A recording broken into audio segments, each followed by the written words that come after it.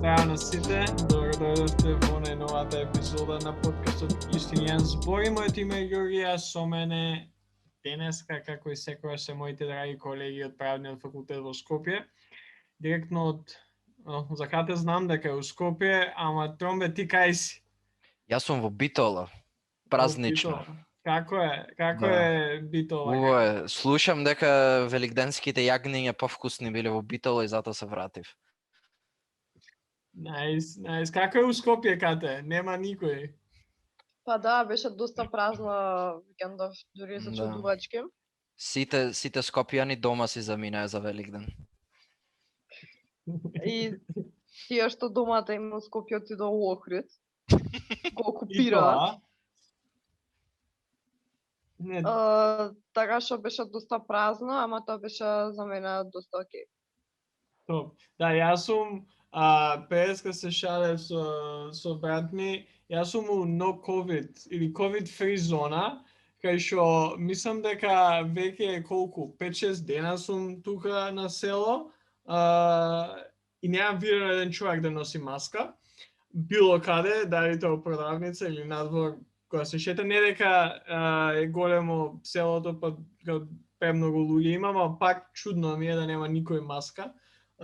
И плюс, нели, знаеме како размислуваат луѓето, повеќето кај нас. Ама тоа ми е многу чудно и тоа сум го кажал уште лани кога снимавме, ако сте гледале некои од епизодите, како дефинитивно многу по сигурно се чувствувам у Скопје него ли дома. Бидејќи бар знам дека луѓе колку толку почитуваат мерки, се работи кој што треба, ама да, тоа мене ми беше као хайлайт последни неколку дена, освен нели прекумерната храна што ја изедов, и јајца, салата поготово.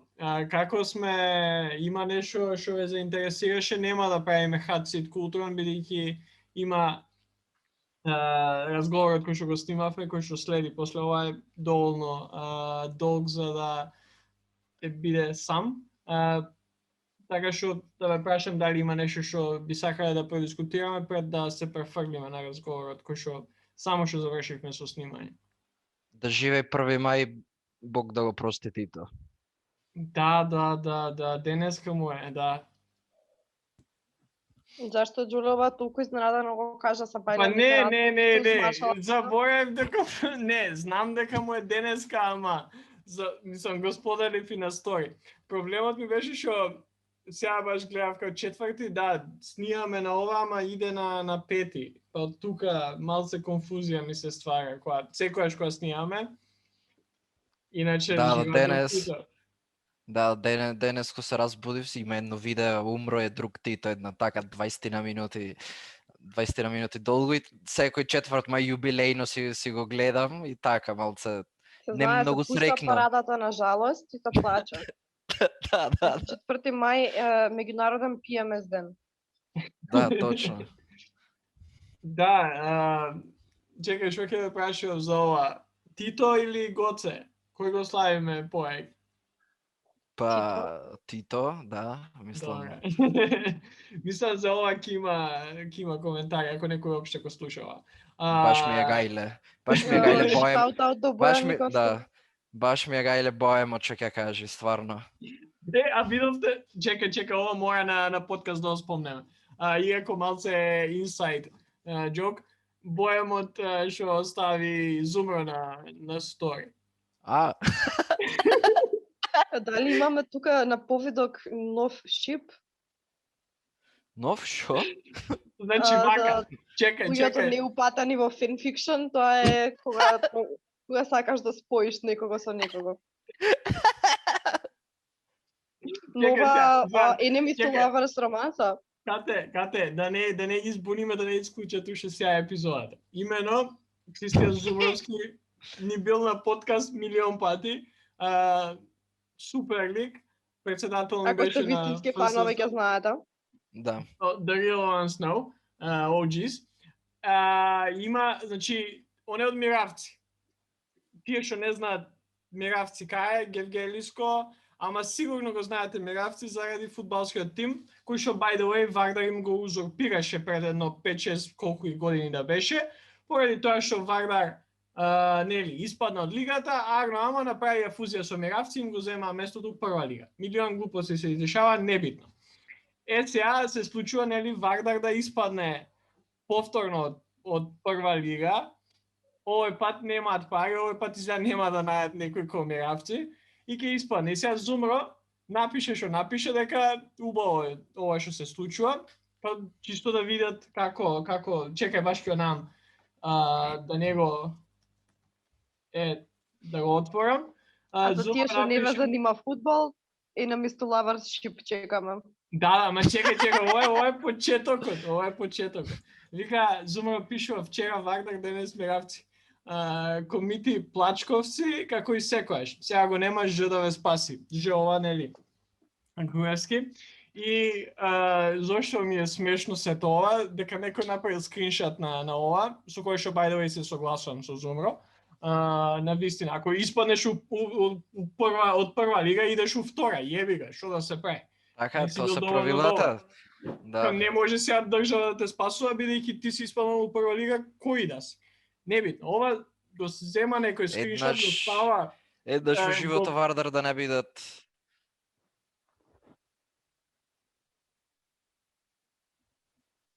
Да, и long story short, Боемот прави, или некој му праќа скриншот од постот на Зумро на Боемот и Боемот го става кај него и вели дека Зумро е малоумен и такви луѓе најмногу го негираат. Мене на цела ситуација ми е многу смешна, не знам за вас. Едно што нели го знаеме Зумро, друго што Боемот не се согласуваме премногу политички. Баш ми е мило што и за ова не се согласуваме. Така што едва чекам што ќе ни извадат сега после оваа епизода, ако Бојан или Боемот или нивните другари не слушаат, пошто мислам дека hate watching ми прават најмногу они. Да, мило ми е што Вардар еднаш во живото нема да види заштитен копалар на мечка, малце да видат суровата реалност. Ма нека, нямам ја ништо против Вардар. Ама ако испаднеш од прва лига, идеш у втора. Ако и влезеш следната година, ако биеш прв у втора, ќе идеш у прва.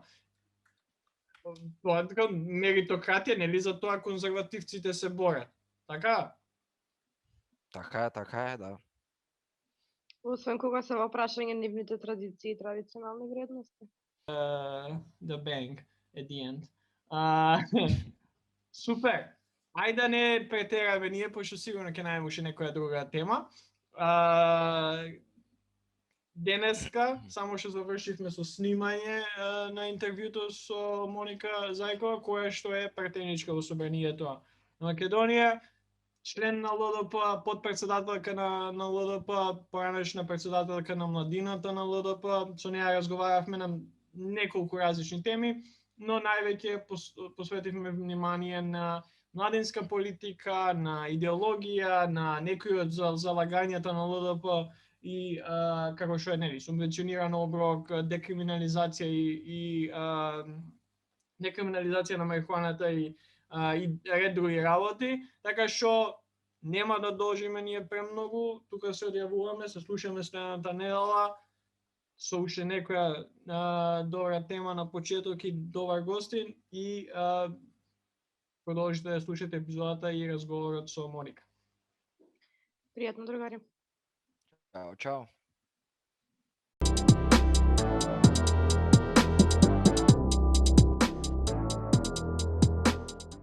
Здраво на сите, добро дојдовте назад во најновата епизода на подкастот Истинијан збори. Со мене денеска, освен Тромбе, Ката и Зорана, е Моника Зајкова, која е претеничка во Собранието на Република Северна Македонија, член на ЛДП, подпредседателка на истата партија и председателка на младината на ЛДП, ако не се лажам, така е?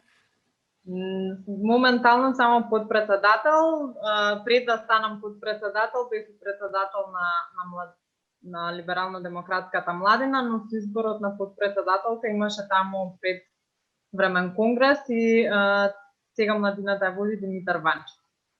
Така, јас знам дека имам читано за тебе и за едната и другата функција, ама не знаев која како што точно, ама добро. А како си, Моника, што има ново, како идат работите у моментот? Значи, јас сум одлично, работите на политички план, сите сте запознани како се одвиваат. Во собранието до неодамна имавме мала блокада, ајде да не речам, на економските закони, односно законите кои што се однесуваа на финансиската поддршка на граѓаните и стопанството за справување со COVID-19. Меѓутоа, за среќа, процесите се откочани, па еве утре имаме седници на кои што ќе се гласаат одведени закони кои што заостанале, но и продолжуваат да течат комисиите за тековните закони кои што пристигнуваат од владата. Да. Мислам, ако почнеме малце со дневна политика, ќе ни треба премногу време, па сакаме да се задржиме на некои од поважните работи што еве нас не интересираат. Ќе навлеземе во неколку различни теми и тебе имаме поради токму оние теми. Сме ги збореле што за младите у политика, младинска политика и некои други работи, ама еве ја прво лично сакам да те прашам, бидејќи ми беше интересно последниве неколку месеци сите политички партии и политички актери почнуваат да се спремаат за изборите кои ни предстојат оваа година. И мене најинтересно ми беше фактот што ЛДП и останатите, две од останатите, ако не се лажам, помали партии во коалицијата на СДСМ, одлучуваат да одат самостојно. Па од тука прашањето е што стои позади таа одлука, и да, уствари да, што стои позади таа одлука ЛДП да излезе од таа коалиција само за изборите. Не избегување од влада или било што такво, туку едноставно што стои позади таа одлука, да. Значи, апсолутно нема никакви скриени намери. Либерално-демократската партија е посебен политички субјект кој што постои на сцената многу одамна. Време, значи сите партии да некогаш излезат самостојно на избори, особено локалните избори се добар показател за тоа, за да видите во секоја општинска или односно општина, ние си имаме и општински организации, да видите едноставно колкава е бројката на вашите гласови. Бидејќи кога се оди во коалиција, не може да се види кои се вашите поддржувачи, односно која поддржуваат, која таргет група и колку е бројноста на луѓето кои што ги поддржуваат вашите идеолошки политики.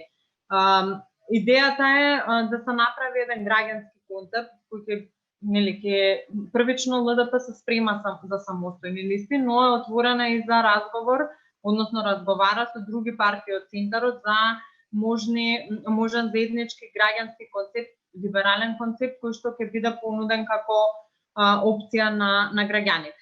Верувам дека и поголемите партии, значи како партијата со која што сме моментално во коалиција СДСМ, така и опозицијата ВМРО, ќе коалицираат со нивни сродни партии од десницата и од левицата како сетнички партии.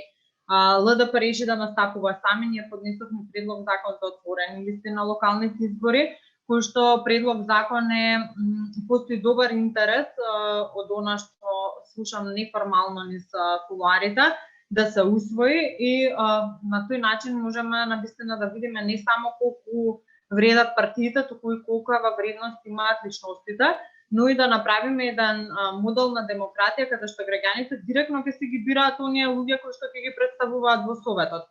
На тој начин имаме една поширока палета на политички избор, значи за кого да се гласа, но и им оставаме на граѓаните како што е проследено, имаме право на глас, на обврска да гласаме, така им оставаме на граѓаните поголемо право на избор, директно да си го изберат оној за во кој што имаат доверба. Така одговорноста на оние кои што седат во советите ќе биде многу поголема и подиректна пред оние кои што ги избрале. Значи ЛДП апсолутно нема никакви заскриени намери, туку чисто да понуди еден граѓански концепт за проевропска група, но никако посебна политичка партија да ја истакне својата програма и својата идеологија пред граѓани.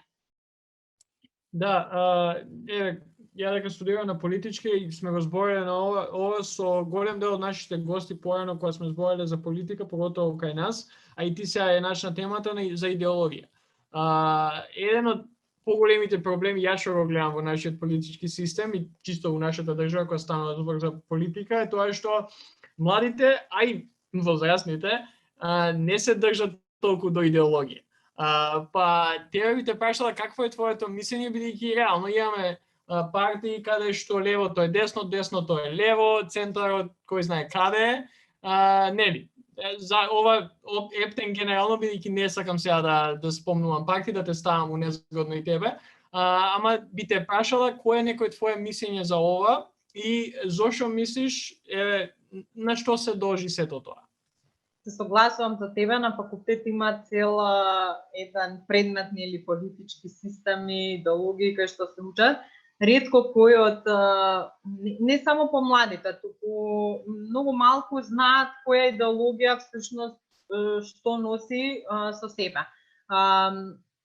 Претежно кај нас така е, се согласувам со тебе, членувањата во партија или одат по семејна линија, или ако родителите биле припадници на некоја политичка опција, по дефолт се подразбира дека детето многу ретко каде едно цело семејство има различни идеолошка матрица, пошто бидејќи ние нели сме воспитувани така во колективни семејства и така фамилиарно се определуваме за одредени политички опции, но тоа е генерално можеби слабост на партиите кои што не доволно ја пропагираат својата идеологија. Еве јас ќе тргнам стрикно од мојата партија, односно партијата во која што членувам и каде што сум потпредседател.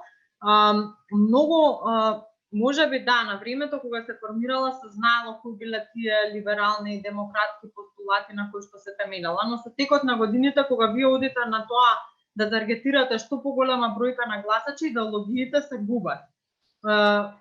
И тука почнува, па со коалицирањето уште повеќе се губат оние идеолошки програмски матрици. Многумина за ЛДП мислат, тие се либерали, кај нив се е дозволено, они ако дојдат на власт се живо ќе легализираат, тоа апсолутно го изначуваат со некој вид на анархизам.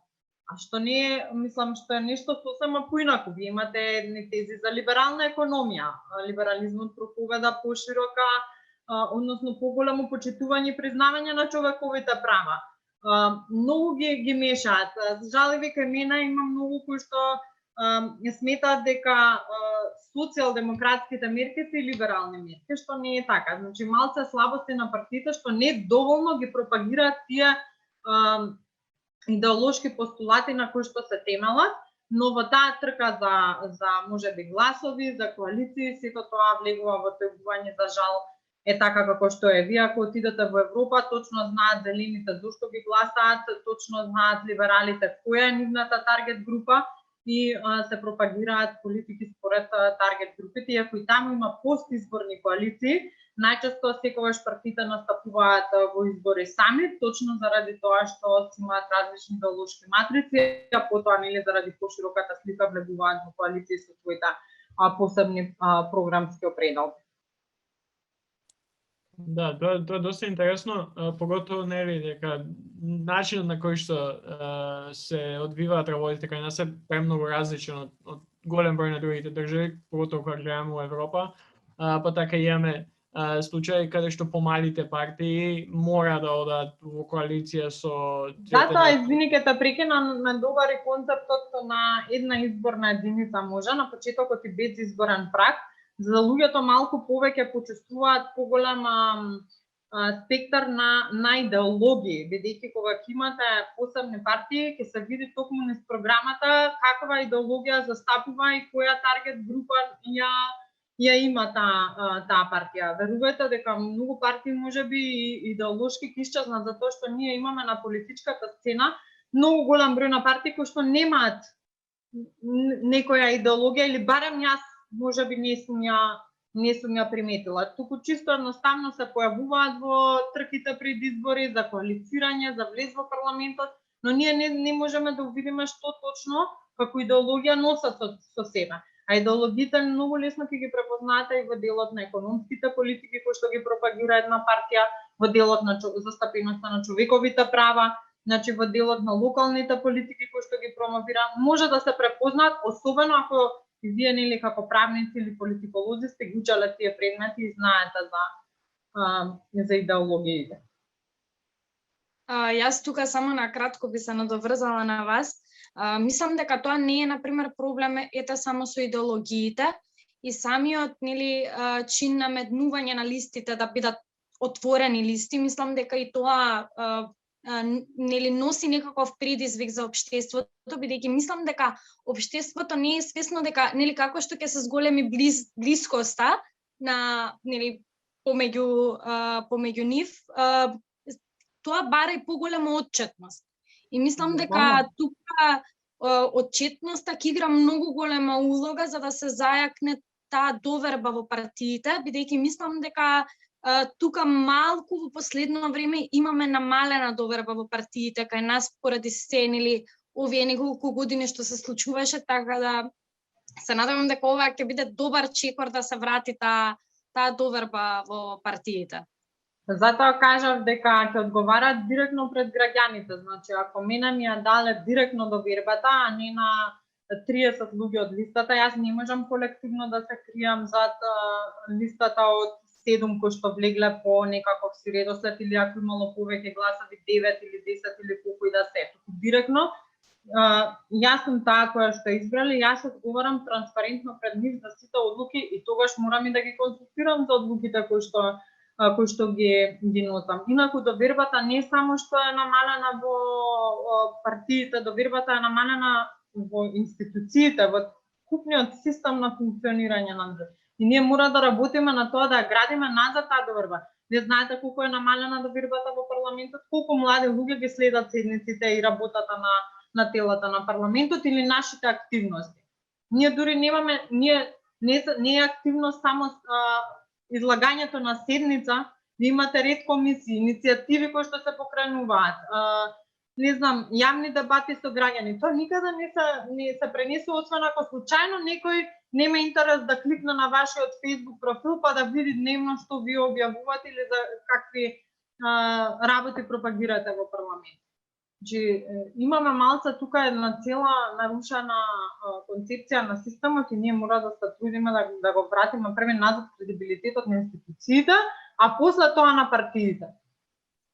Да, дефинитивно кога слушаме за собранието само кога нешто лошо се случува во него, и тоа е малце тажно, бидејќи реално од еден орган кој што треба да е највисоко законодавно тело во државата, во последниве 5 до 10 години е на вистина тажно да се гледа што стана со него, каде што кај нас лидерските средби заменуваат се. Имаш двајцата лидери заменуваат било какво делиберирање у собранието кое што треба да се случува. Она што мене ми е смешно као некој кој што веќе 3 години го учи ова и го гледа и други примери, као барем може подобра представа да ни дадат двете најголеми партии, као барем да се трудат да ни да направат дека демек функционира, а не онака директно да ни покаже дека уствари ништо не се работи таму. Не велам дека пратениците не работат, напротив, знам дека има многу пратеници кои што навистина се таму, кои што сакаат нешто да направат, ама поради политичката клима и поради тоа што, кој што кажавте и двете, проблемот е што нема отчетност, кога партијата те бира, партијата те става на листи, ти влегуваш во собранието поради таа политичка партија или коалиција. Една изборна единица со отворени листи би било интересно да се види како тоа ќе го смени. Ја би те прашал, бидејќи нели ова веќе заборавивме дека постои иницијатива за вакво нешто, бидејќи повторно една од партиите малце не излегува со ставови за ова, и тоа најголемата опозиција, што е малце чудно. До каде целиот тој процес за промена на изборниот систем во една изборна единица на ниво на парламентарни избори? Значи, ние заедно со пратениците од Демократскиот сојуз, Левица и останати пратеници кои што припаѓаат на други политички партии внатре во коалицијата, поднесовме закон за промена на изборниот модел, односно за промена во една изборна единица без изборен праг, затоа што според анализите кои што се направени, околу 50 на 1000 гласови одат така во ветар, пропаѓаат буквално заради ваквиот систем на избор, односно заради поставеноста на изборниот модел кој што го имаме во моментот. Тој закон е доставен, ми се чини дека има можеби месец или два поминато, меѓутоа си уште не е дојден на расправа ниту на пленарна седница, ниту на комисија. Која е причината ќе видиме, веројатно повторно, како што кажа, се чека пошироки консултации. Се уште не се изјасниле, освен што слушнавме дека премиерот кажа дека го поддржува, меѓутоа смета дека треба консензус. Што јас лично мислам дека да, треба консензус кога работиме на промена на изборен модел, меѓутоа сведоци сме па и дека тој консензус секогаш не бил применуван, што значи ако има волја, може да се постави законот, барем да се отвори дебатата. Затоа што може пратениците колку сака да работат, ако законите не им се дава шанса да бидат ставени на поширока дискусија во матичните комисии или пред пленумот, тогаш тие само ќе се стојат закачени на страната на собранието и ќе стојат дека се во процедура, меѓутоа кога ќе им дојде денот за расправа, ќе видиме. Има некои најави дека постои волја кај политичките субјекти, има нешто во делот на изборниот праг, може би се дискутира, меѓутоа се е тоа на база на неформални разговори. Формален став си уште не сме виделе, а законот се надевам дека ќе ја доживее својата светлост на денот и ќе можеме барем да ги истакнеме аргументите. Во прошлиот собраниски состав имаше исто иницијатива за една изборна единица и за отворени листи паритетен или родова застапеност. Имаше и јавна расправа се одржуваше пред Комисијата за политички систем, меѓутоа беше многу касно, бидејќи според препораките на ОПСЕ и ОДИХР, за да правите вие промена на еден изборен модел, потребни се минимум 6 месеци пред изборите. Затоа и сега го поднесовме навремено, за да нема изговор дека нема време да се одржи слично, па се надеваме дека до следните парламентарни избори ќе имаме некаков исход за тој закон.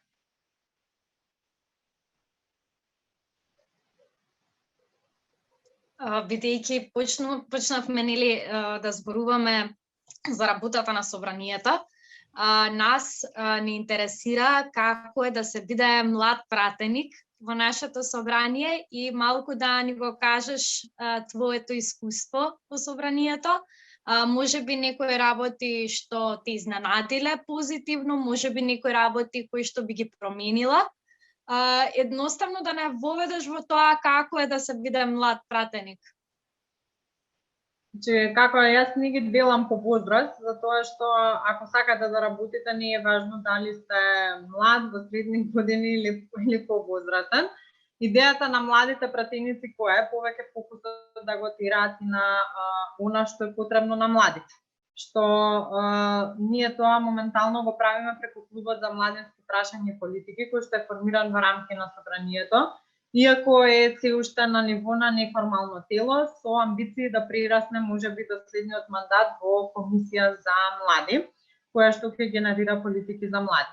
До сега во рамки на клубот имавме дебата по однос на прашањето за концепцијата за матурата и успеавме чисто да ги слушнеме мислењата на двете страни и да видиме дали има простор некако да помогнеме во решавање на тој јас кој што се јави помеѓу Средношколската унија и Министерството за образование.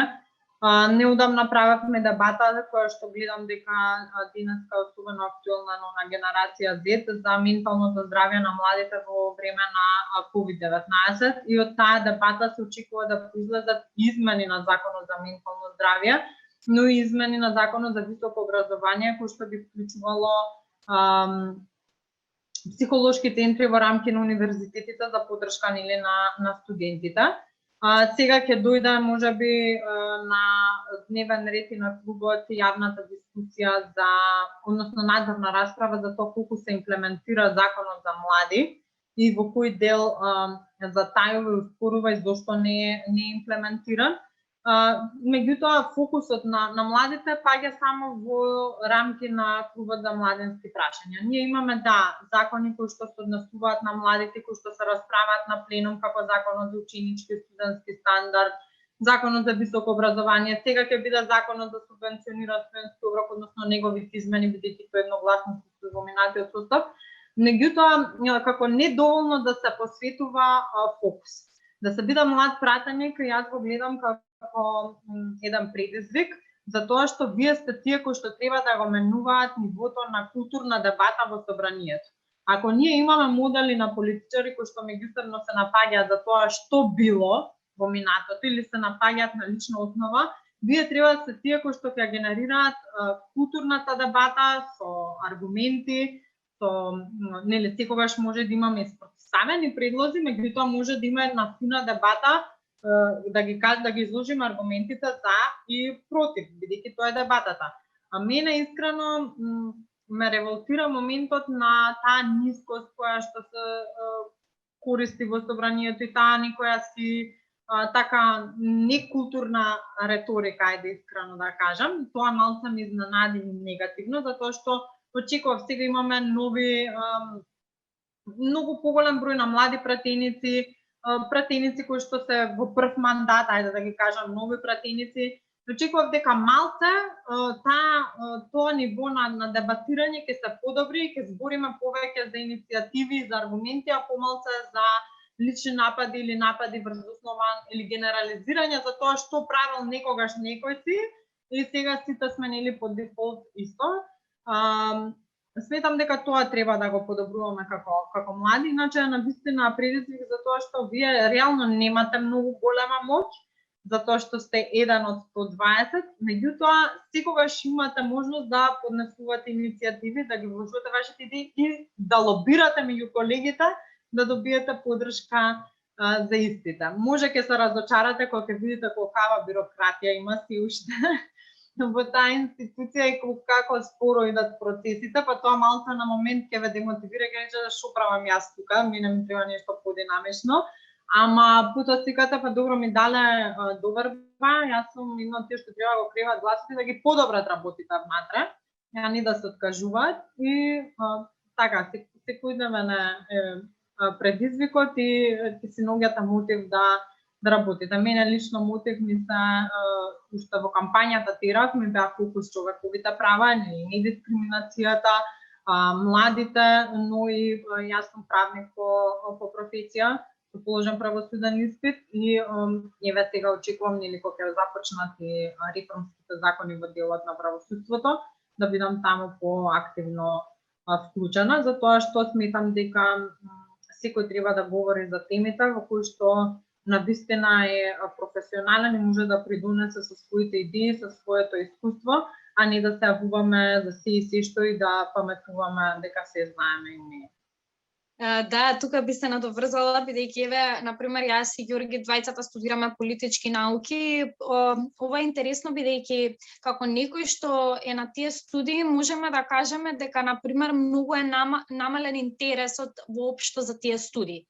И затоа повеќе го поставуваме ова прашање бидејќи можеби нема заинтересираност, а можеби некој се плаши воопшто да се запише поради нели самата состојба во која што се наоѓа политиката кај нас, па не ќе воопшто да влегува во тие води. Затоа е интересно кога ќе видиме конечно некој млад пратеник дека всушност нели не е само некое постојано лице кое што го гледаме 20 години уназад на политичката сцена, туку дека едноставно имаме нови ликови на политичката сцена, кои што можеби ќе ги мотивираат младите да нели да навлезат малку повеќе во политичките науки, како што каже и ти, јас сосема се согласувам со тебе, тоа еве сите кои што сме тука знаат дека јас обично секогаш се навраќам на тоа дека треба да се работи она за кое што сме учели, дека едноставно во политиката не може да биде секој, туку според мене мора да е некој за кој што нели за тоа учел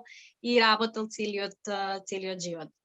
Види, во политиката не мора да имате политички науки, бидејќи таму треба да имаат и правници, треба да има и доктори за законите од областта на здравството, треба да има и професори, затоа што, како што кажав, не можеме сите да бидеме експерти за се.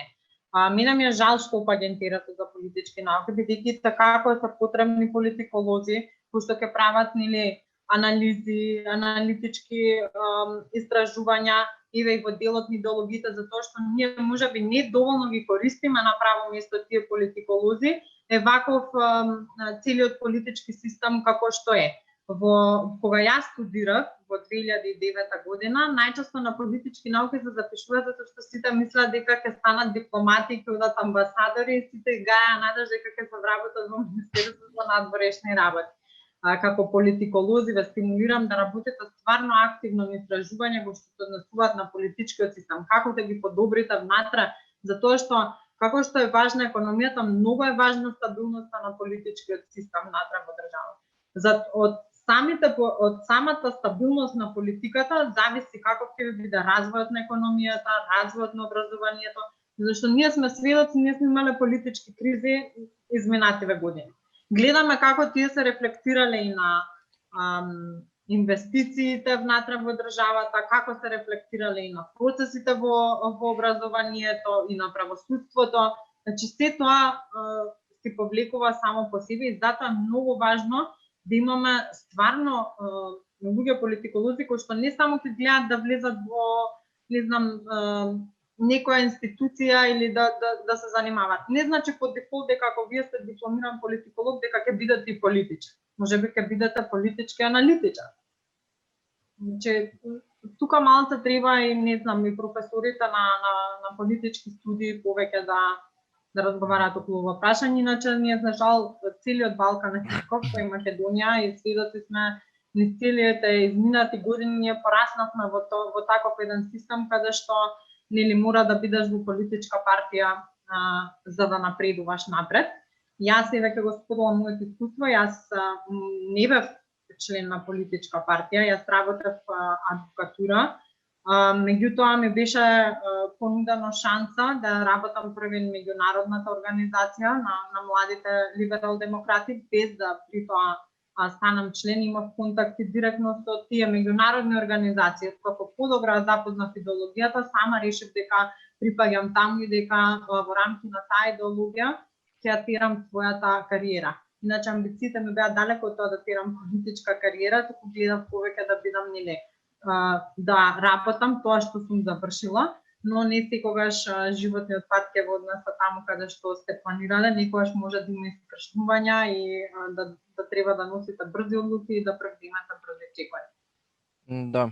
Како што кажа Зорана, гледаме тренд на помала заинтересираност на младите во политичките науки, но исто така таа незаинтересираност се преточува не само политички науки, туку и со самите млади да се вклучуваат во процесот на политика. Значи, знаеме сега со законот за високо образование се воведоа студентските собранија и веќе втора година е ова и гледаме дека заинтересираност од претходно беше мала, но сепак се уште се намалува.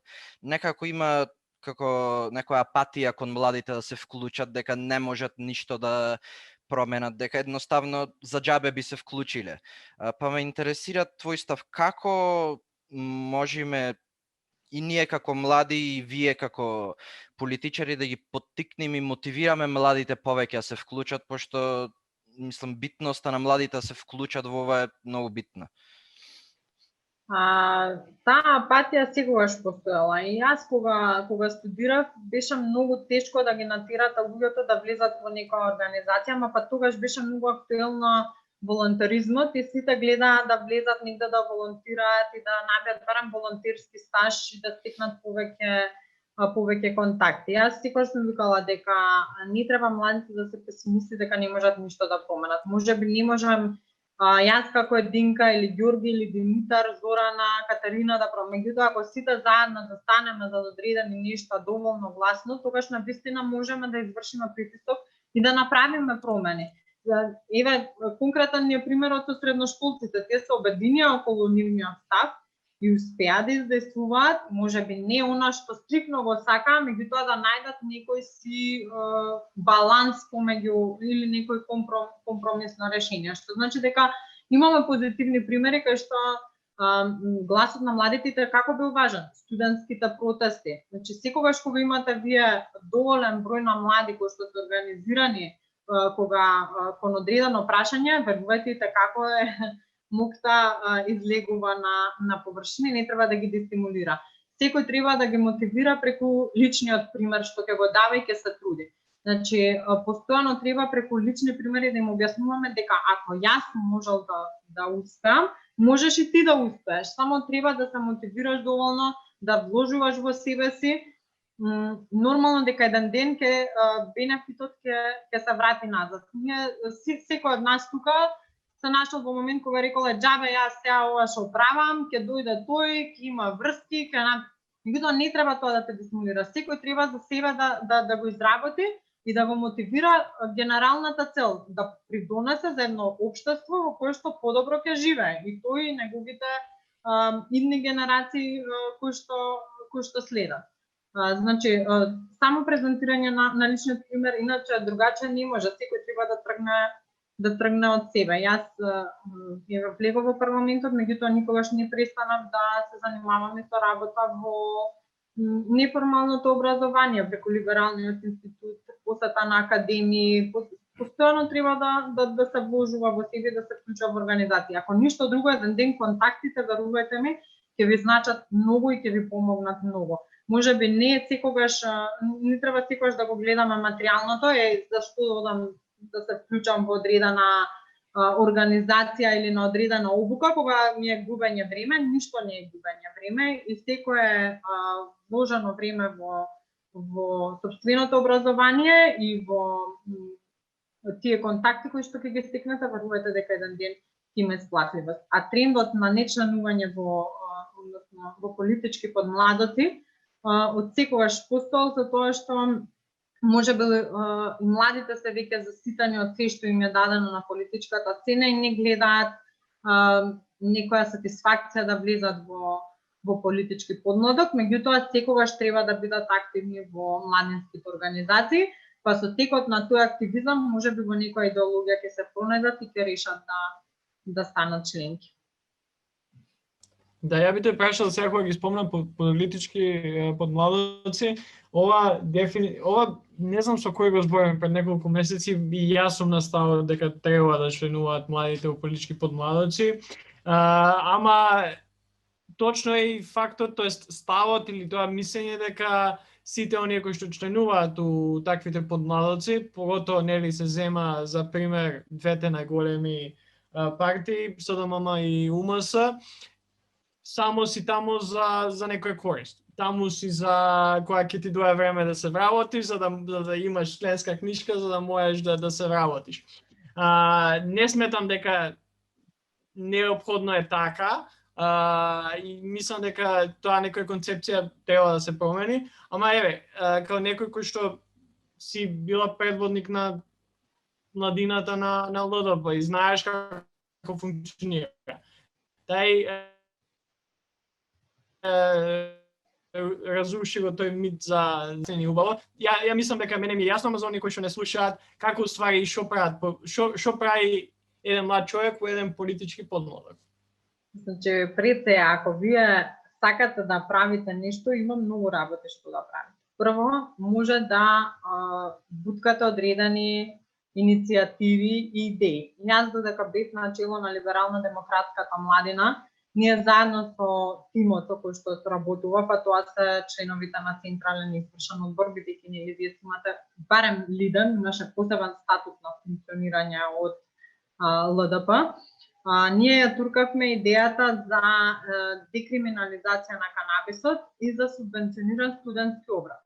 Со субвенционираниот студентски оброк успеавме затоа што го донесовме преку нашите пратеници во собраниска процедура и беше едногласно усвоен. Со декриминализацијата и легализацијата на канабисот се уште младината се занимава. Како идеи од претходни председатели биле бесплатен студентски превоз, кој што како иницијатива на ниво на град Скопје преку нашиот тогашен советник во град Скопје. Значи, вие можете стварно да генерирате иницијативи и да се вклучите максимално со вашите идеи, да правите активности на терен. Ние имавме интересна активност на кафе со Лидам се викаше и стававме штанд на улица Македонија и секој од граѓаните го запознававме што всушност е либералната идеологија и што ние како политички подмладок работиме. Секогаш сме го одбележувале денот против хомофобијата на одреден начин, дали преку делење на символични пораки за запознавање на граѓаните со човековите права на ЛГБТ заедницата и слично. Меѓутоа, секогаш можете да генерирате политики и идеи, кои што е многу полесно преку политички подмладок да ги бутнете, затоа што секогаш имате народни представници во парламент. Значи, ако сакате да работите, има што да работите. Секогаш ќе постојат, има луѓе кои што доаѓаат со ентузијазам да работат нешто конкретно, да спроведуваат иницијативи, да даваат своји идеи, на видливост, да ги променуваат работите во општеството. Имате луѓе кои што се неми наблюдувачи на цел тој процес и се дојдени од некаков интерес. Во Лидам секогаш доминирале оние кои што биле ентузијасти, сакале да видат одредени промени и генерирале одредени идеи. Да, Моника спомна бесплатниот студентски оброк и би сакал за тоа малце да поразговараме. Значи, идејата е многу добра. Значи, сите имаме најверојатно барем еден пријател или пријателка кој што студирале во Словенија и ни раскажувале за нивниот систем на бонови, колку е добар и барем јас лично не се чувствував добро дека јас како студент го немав тоа. Не изгледа како некој огромен трошок за државата, дефинитивно многу ги намалва трошоците на студентите и на фамилиите на студентите. Па ме интересира, тоа беше мислам објавено пред година-две, но не сум сигурен дали е почнато. Мислам дека не е почнато. Ако може да ни кажеш до каде е ситуацијата со тој, како ќе се одвива цел тој систем?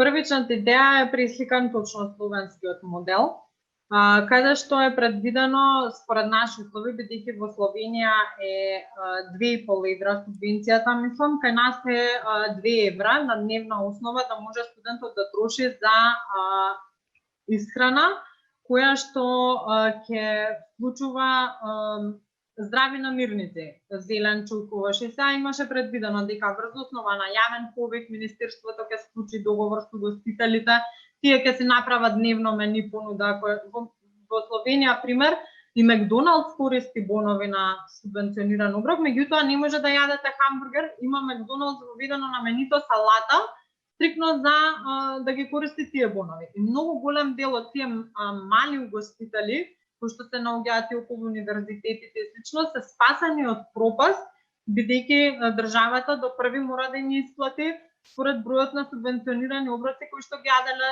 студентите.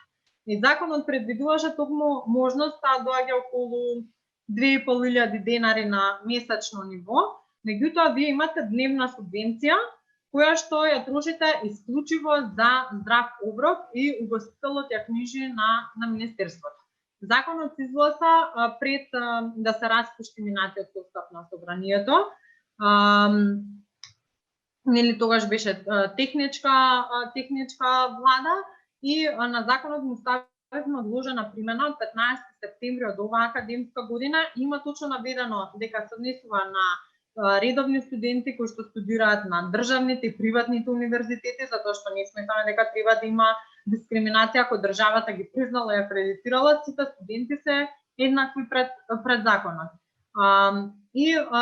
Имаше одложена примена од причина што требаше да бидат проектирани средствата во буџетот, затоа што се донесе на сред година и не е само за на популистичка мерка, па се ајде да кажеме од утре стартува, ако државата ги нема тие пари проектирано и поради истите причини има одложена примена. Тој си е на сила моментално концепт, значи прилагоден словенечкиот модел на наши услови. Во моментот има измени на законот поднесено, кои што измени допрва ќе се отвори дебатата. Јас сметам дека ние треба да стоиме на овој концепт, затоа што треба да воспоставиме нешто што ќе функционира, ако во Словенија функционира 30 години, треба и ние еднаш системски да го поставиме, а не да правиме импровизации, без оглед на тоа што е пандемија. Значи законот може да се додаде одредена одредба која што ќе гласи во услови на пандемија се спроведува вака и вака. Меѓутоа еве ние гледаме дека угостителскиот сектор се отвара. Ова ќе биде помош и за студентите и за угостителите. Значи мора да работиме на тоа еднаш да воспоставуваме системски работи, а не само паушално да пуштаме одредени видови на субвенции кои што системски нема да вродат со плод. Ние можеме да пуштиме така, еве, имавме финансиска подршка, ваучери за справување со кризата со COVID-19. Меѓутоа тоа не е системски концепт, тоа важи сега за време на кризата и понатака тие ќе ги нема. Не треба да ги гледаме работите само да се направи нешто популистички, да се пушти колку ради реда. Треба да гледаме, да учиме од соседните земји, од земјите со кои што и заедно можеби сме функционирале низ годините и да ги прифаќаме добрите практики и веќе да градиме систем. Ние да почнеме од 2 евра субвенција, тоа беше првата идеја, а понатаму ако видиме дека навистина мерката функционира, низ годините да може тоа и да се зголемува, па можеби ќе стигне еден ден и до 500 денари на дневна основа, зависно како ќе расте животниот стандард, слично. Меѓутоа, ајде да ги учиме и студентите на одредени навики, но и да си го поставиме еден систем кој што стварно ќе функционира сиве години кои што следат, а не само од денес за утре. Да, стварно одлична идејата, големо браво за идејата и се надевам дека ќе заживее ова политика и ќе стани секојдневие ова во животот на секој студент, но настрана ова би сакал да продолжиме малце со тековните работи со она што најверојатно сите најмногу не мачи, тоа е ситуацијата со COVID. Знаеме, многу луѓе ги мачи самата ситуација со COVID, ама и многу луѓе исто така ги мачи некои мерки што владата ги применва за да се справи со COVID. Поготово една мерка која може да се каже дека меѓу сите луѓе се согласни дека имат некој противење кон неа е полицискиот час. Ме интересира твој став за тоа, колку мислиш дека е добрата политика или дали е успешна воопшто? Видите, сите земји воведуваа мерки кои што сметаа дека ќе вродат плод согласно нивните услови и познавајќи си ги граѓаните кои што живеат во нив. Дури најлибералните земји воведоа мерки првин пуштени или како на база на колективни имунитети, меѓутоа после видоа дека вирусот на вистина не е шала и дури некои од нив воведуваа полициски часови. Јас лично, како млад човек, кој поддржувач на правото на слобода на движење, можеби да го искритикувам, меѓутоа, ако Комисијата за заразни болести е онаа која што проценила дека во моментот таа мерка ќе даде одредени резултати, тогаш апсолутно немам аргументи да кажам ништо повеќе, бидејќи тие се таму професионалци. Ако треба да бираме меѓу ограничување на слободата од движење заради заштита на здравјето на граѓаните е секогаш на прво место. Верувајте дека јас знам дека од вирусот сите се погодени, и економски, меѓутоа и во делот на менталното здравје. Особено младите на кои што социјалниот моментите како им фали и ние допрва ќе ги осеќаме не само економските, туку психолошките последици кои што ќе ги трпиме од вирусот. Ние веќе се навикнавме да живееме на дистанца и тоа многу тешко ќе биде да не врати назад меѓу луѓето и се ни е више чудно како се одвива. Ако сметаат дека гледаме дека бројката опаѓа со воведување на одредени мерки, тогаш ајде сите да стиснеме заби да ги прифатиме тие мерки и навистина побрзо да направиме ова пандемија да исчезне. Јас лежев 3 недели на инфективната клиника, знам колку е тешко да се борите со вирусот и дека вирусот навистина не е шала и дека нема врска, не бира ниту години, ниту здрав, ниту стар дали сте или помлад. Еве јас сум 29 години со никакви претходни болести и заглавив на клиниката толку време. да се погрижиме стварно да почитуваме мерки, она што го налага комисијата, сепак тие се стручни лица и повеќе разбираат од нас, да го скротиме малце нашиот дух на нели сите сакаме да излеземе, да шетаме, ни пречи тоа, не можеме да останеме подолго време со пријатели. Едноставно не гуши целата ситуација, но ако е за општо добро, тогаш да го почитуваме, затоа што стварно здравјето нема цена со која што може да се плати. Да, комплетно се согласувам и баш би сакал сите луѓе поќе да почитуваат мислењето на здравствените работници кои што се во комисијата, не да верват на кои да било форуми на интернет или што и да било. Така да ова можеме да го оставиме сега и малце да префрлиме на некои конкретни политики на ЛДП кои што ги има. Значи, мене ми е интересно и сум прилично задоволен што ЛДП има отворено некои табу теми низ историјата и веќе почнуваат некои работи да се сваќат сериозно. И тука би сакал да се осврнеме на идејата на ЛДП за легализирање на марихуаната. Знаеме сега премиерот Заев во последно време баш поддржувачки збора за тоа, но некако работите споро се движат. Долго време некако се збора, ама некако ништо кој да не е направено. Знаеме дека ова не само би имало не само економски здравствен бенефит, туку има и една огромна штета, поготово кај млади кои што рекреативно користат, имат сериозни проблеми со законот и со полицијата. Знаеме дека полицијата не секогаш ги почитува правата на слободна да не се претресва во секој време и така. Знаеме дека може полицијата да злоупотребат своја позиција, некош поготово кон млади, и е според мене голем проблем. Па ме интересира до кај работата со тоа, кога би можеле да го видиме овој проект. Значи, треба да се разграничат со три поими: декриминализација, депенализација и легализација на канабисот. Декриминализацијата, доколку има политичка волја, може многу брзо да се направи, бидејќи тоа се само измени на кривичниот законник, или пак да се оди преку делот на законот за опојни други психотропни супстанции, каде што ќе се воведе можноста во слободата и за рекреативна употреба до одредена грамажа. Ние сега немаме апсолутно никаква легислатива за рекреативната употреба, бидејќи ако вие го видите членот 215 и 216 во кривичниот законник, тие не регулираат рекреативната употреба, тие регулираат пуштањето во оптек или оставањето на просторни услови за конзумирање. Има некој правилник од јавното обвинителство кој што предвидало, бидејќи и во членот 215 има помала количина, обвинителството со свој правилник си утврдило дека помала количина е пример до толку грама, а поголема е до толку грама. И сега ние сме секојдневно сведоци на луѓе кои што не пуштаат во оптек, бидејќи внимавајте, вие дури и да имате 0,5 грама, ако има елементи на препродажба, вие може да одговарате. Меѓутоа, ако вие лично за себе го користите, тогаш е навистина смешно да одговарате дека поседувате помала количина и да бидете казнети со затворска казна или да ве пуштаат опомен.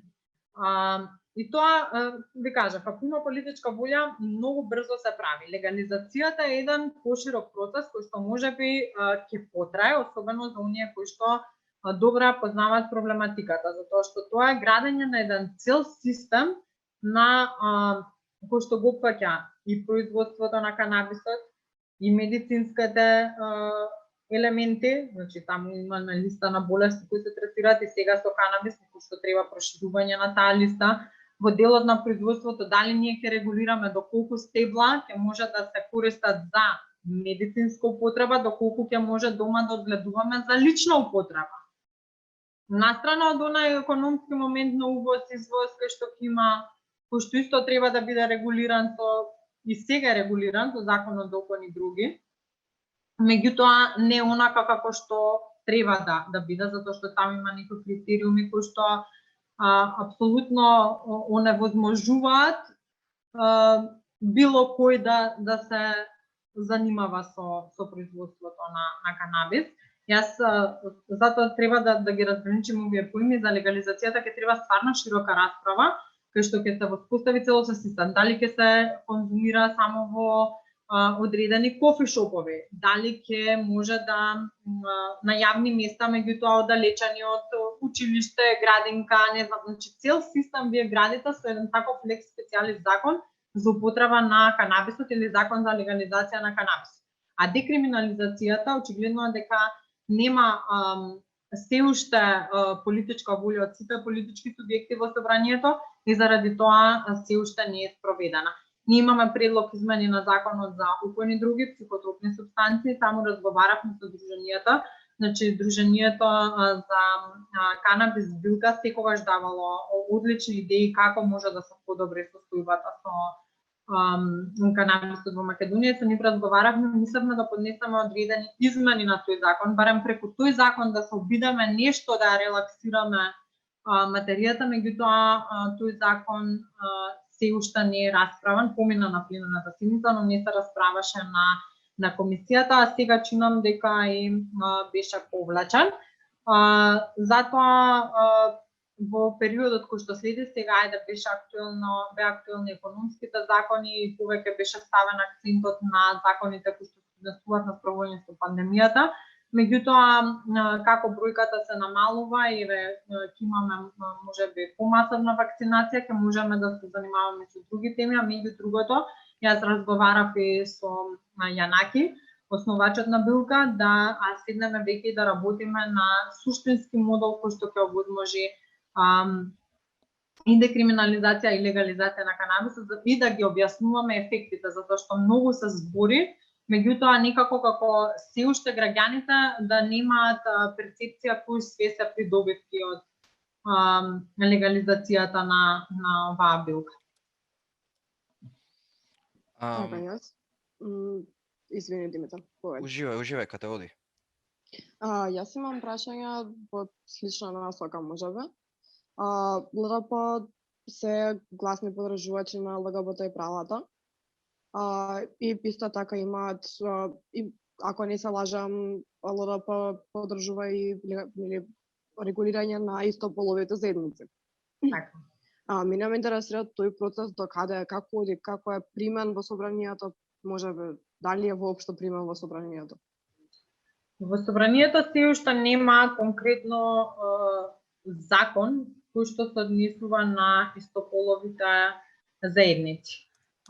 Ние во собранието имаме формирано како интерпарламентарна група која што работи на правата на ЛГБТ заедницата и низ која што секогаш имало јавни дебати и слично, меѓутоа сега ќе го тираме законот за правно признавање на родот, кој што ќе стигне од Министерството за правда и се водеше законот за заштита и спречување од дискриминација, што исто така многу важен закон кој што за прв пат после толку зборење и препораки ја воведе и сексуалната ориентација и родов идентитет како основи на дискриминација.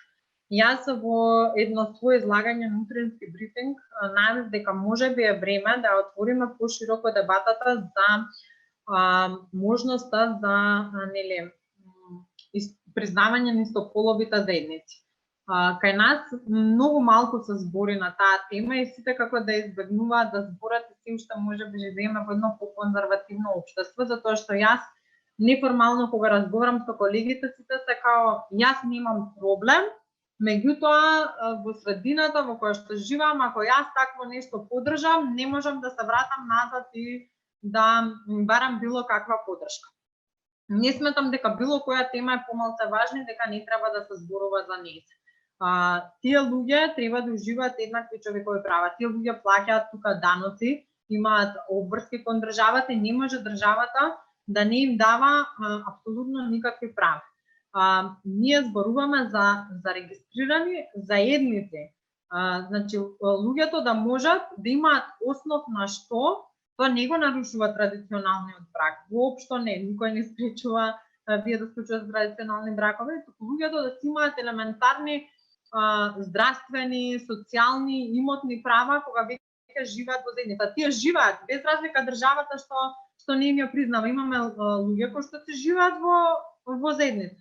Меѓутоа ги немаат тие права што треба да ги имаат. Нивниот партнер ќе биде болен, тој не може да оди да го посети на клиника бидејќи нема во кое својство да се представи. Не може да поседува, не знам, мерки од социјална помош, бидејќи нема на основ на што да ги зема. Значи, ние зборуваме за признавање на елементарни права на тие луѓе. И се надам дека ќе отвориме пошироко дебатата. Јас би сакала да резултира, би се заложила искрено, јас лично би го поднала законот за истополовите заедници во собранието, затоа што ние можеме веќе да ги држиме со години како табу одредени теми, кога ние имаме луѓе кои што заради таквата немање заштита се секојдневно стигматизирани, напаѓани, маргинализирани, на вистина се соочуваат со потешкоти во своите средини, а не може државата каде што тие се граѓани да не ги заштити апсолутно со никаква легислатива. Апсолутно се согласувам баш убаво кажано. Ева во оваа насока е исто така на човекови права и така можеби дури поактуелна тема од ова, да речам, последниве месеци. Имавме и поврзана со пандемијата, еден како да кажам, една лоша ситуација навистина во однос на родовите прашања генерално, позицијата на жените кај нас, особено во очите на законот. Така што моето прашање всушност е вие сте дел од онаа група, собраниска група за еднакви можности помеѓу мажите и жените. Тука верувам дека спаѓаме или еднаквоста пред законот. Гледаме еден проблем каде што апсолутно нашиот систем не работи во полза на жените, баш напротив, го гледаме тоа со јавна соба, го гледаме со огромниот број на фемициди кои се случија во последно време, огромниот раст на семејното насилство и искрено огромните пропусти во самиот кривичен законник во однос на ваквите прашања. Така што мене ме интересира што точно оваа група работи во однос на овие прашања. Комисијата за еднакви можности може да расправа по закони кои што ќе бидат распределени како нејзини ресорни закони, а тоа се многу малку закони затоа што ние можеби некој закон да ни личи налик дека треба да се расправа на таа комисија, како еве на пример законот за заштита и спречување дискриминација, меѓутоа идеше на комисијата за европски прашања, бидејќи беше согласување со европска регулатива. Многу малку закони поминуваат низ оваа комисија, но секогаш и во минатите статистика претседателките на комисијата се труделе да ја стават на еднаква важност со другите комисии да продуцираат одредени расправи по одредени прашања. На оваа комисија се расправаше за законот за заштита од семејно насилство.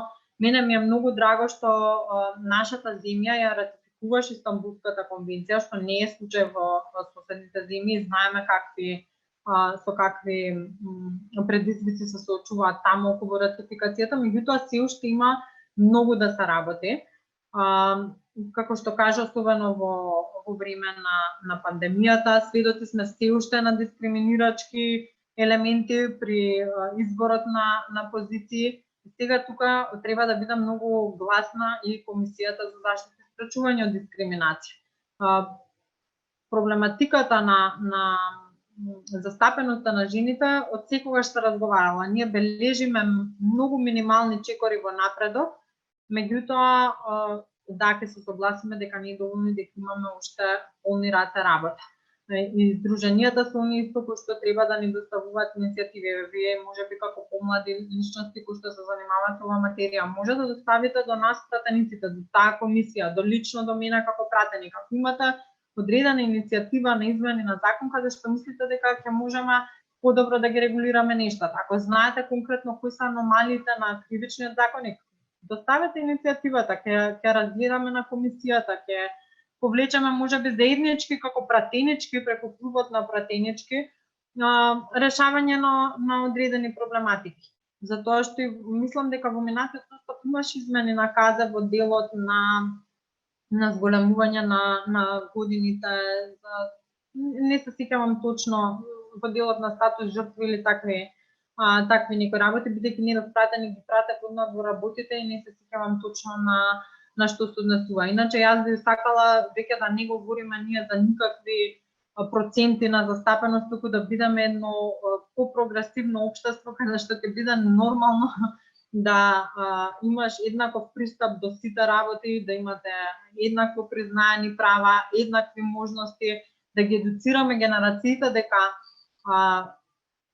немаме подалба ние сега врз основа на родот, туку секоја жена што е квалитетна жена има право на еднаков пристап до одредени позиции. Секој машко што е квалитетен има право. Да не ги делиме лицата на мажи, жени, етникуми, не знам, на ЛГБТ заедница. Сите ние сме еднакви луѓе, нели, и треба да имаме еднакви права и можности пред уставот и законите, но еве очигледно бидејќи да се очуваме со такви појави во општеството, овие прашања ќе треба да ги дискутираме и би ве замолила ако имате конкретни истражувања, иницијативи, стварно да ги доставите. И мојата канцеларија е секогаш отворена за граѓани, особено ако се тоа помлада генерација на граѓани. Секој од вас кога така може да дојде, да размениме одредени искуства и да видиме, можеби да покренеме одредени иницијативи заеднички.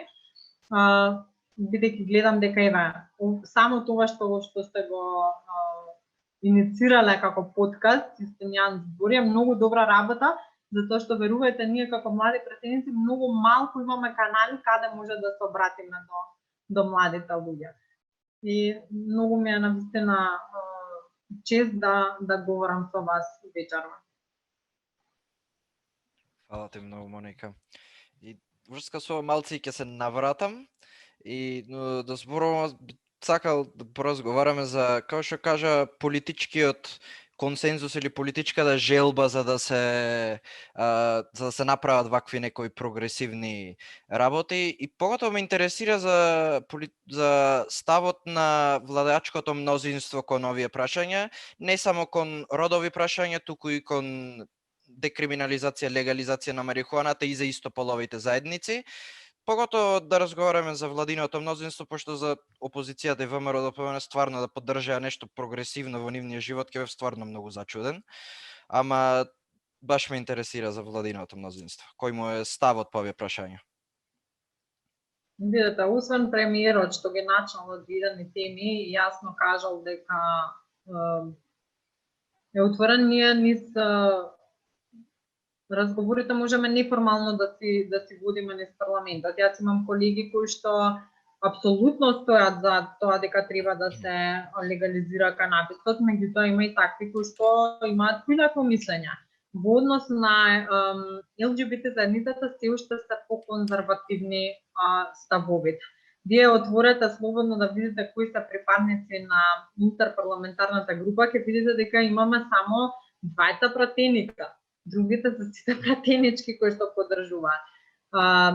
Се уште тие теми се на некој начин недоволно поддржани, недоволно говорени. Колку уживаат вистинска поддршка, ќе видиме кога ќе дојдат на дневен ред да се расправаат. Ќе видиме за тоа што некои дури избегнуваат дебата на овие теми. Викаат не, чекај, немој сега. Немој сега, немој утре, немој задутре, животот си тече, а тие луѓе стварно имаат потреба да имаат одредени права како сите нас. Затоа неформално вака низ разговори било кој може се да ви каже да поддржи. Меѓутоа, вистинскиот знак на поддршка ќе го видиме кога тие закони ќе бидат ставени на расправа и ќе слушнеме секој што мисли, какви ставови има и на крајот денот како ќе гласа по однос на тие прашања.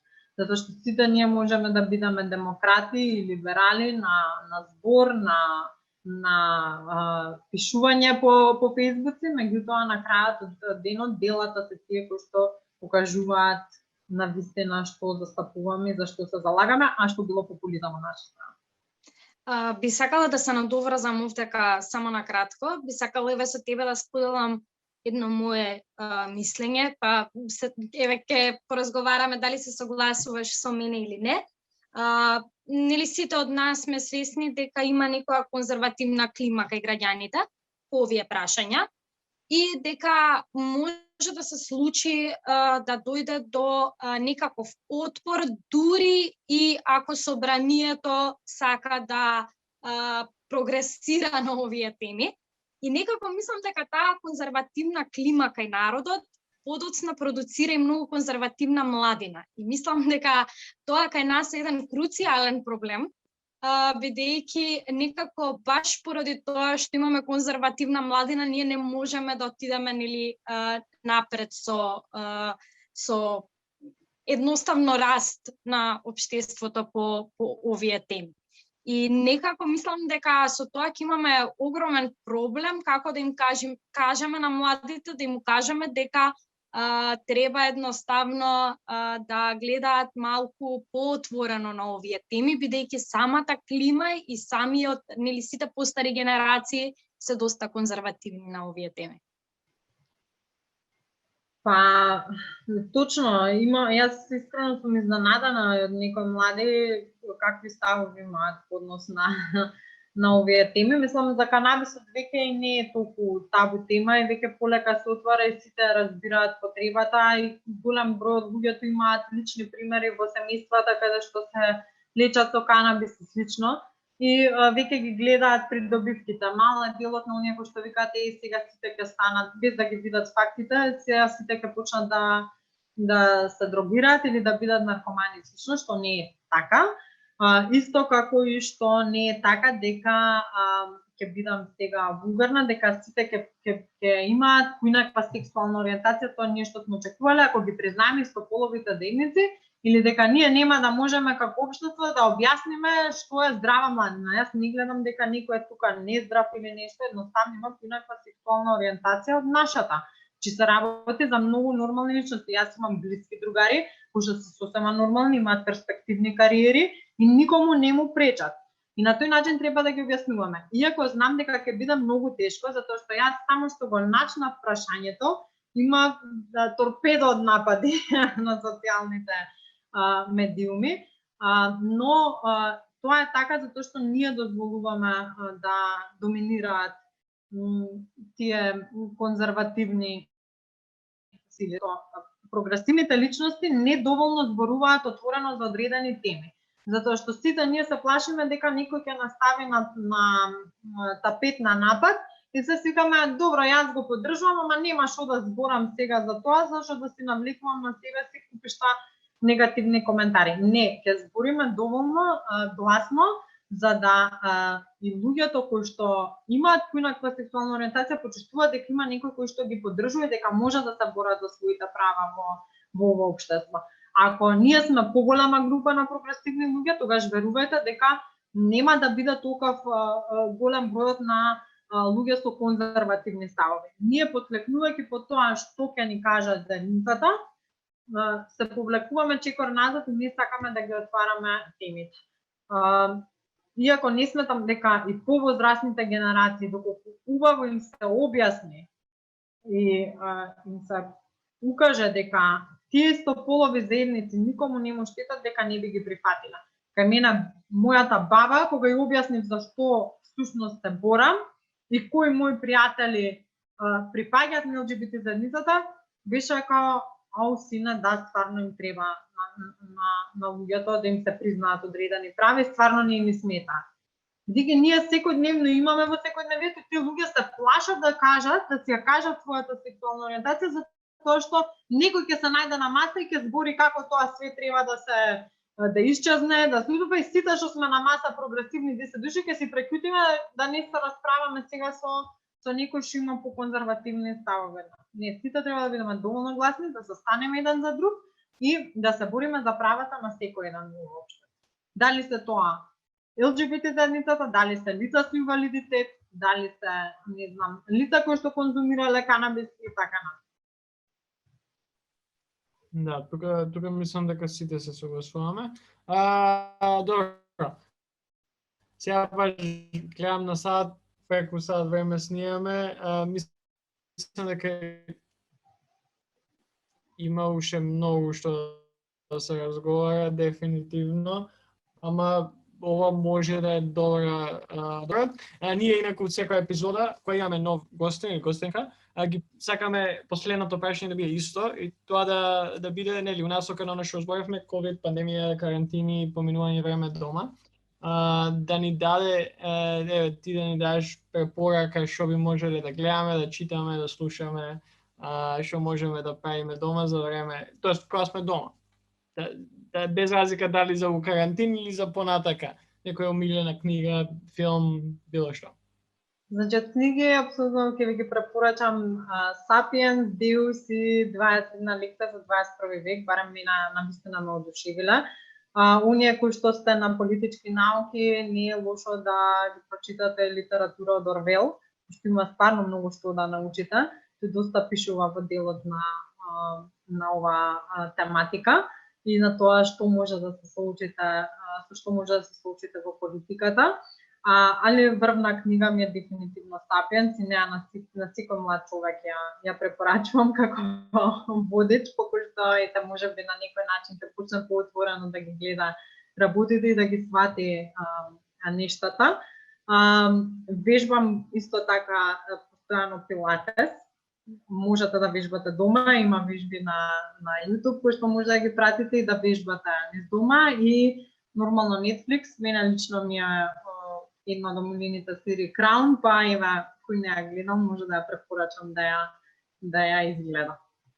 Да, ова конечно никој да се согласи со мене за добра книга, бидејќи вообичаено имаме многу различни ставови, ева конечно имаме некој гостин што ќе се согласи со мене за Sapiens, дека е нели одлична книга, така да баш ми е мило што може да споделиме супер искуства. Трите, ако ги побрзате, нели трите дела, навистина има многу што да се научи, бидејќи секоја е во својот домен карактеристична и Sapiens ми е мене како ева водич, меѓутоа и Deus е многу интересна за можеби сега несватлива, но за иднината што ќе следи таа вештачка интелигенција за која што се говори. Иначе може да си поминате време дома со семејството, кој што ја нели во динамиката на животот многу малку им посветуваме време, па ева полицискиот час е добар да си го искористиме, да си поминаме заедно со најблиските со кои што живееме. И јас многу време им посветувам и на моите две кучиња низ дома, така да може и со милениците да поминете одредено време, бидејќи секако им фалите кога сте во тие секојдневни обврски. Да, дефинитивно. Фала ти многу за гостувањето. Јас знам дека уживав во разговорот и се надам дека оние кои што не слуша исто така уживале и научиле нешто повеќе за големиот дел да работите за кој што зборуваме, па се надеваме следниот пат кога ќе имаме може да поразговараме, може и уживо тоа да го направиме, ама за тоа понатак. Јас ви благодарам многу на поканата, ви стојам на располагање во секое време и сите ева кои што ќе наследат или слушнат, мојата канцеларија е отворена за идеи, за средби, така што ќе ми биде чест со секој од вас понатаму да продолжи соработката, но и со оние кои што не следат доколку имаат одредени прашања, можат исто да се обратат, јас сум постојано достапна на социјалните мрежи или да ме побарате во собранието, сум скоро секој ден таму. Ви благодарам уште еднаш.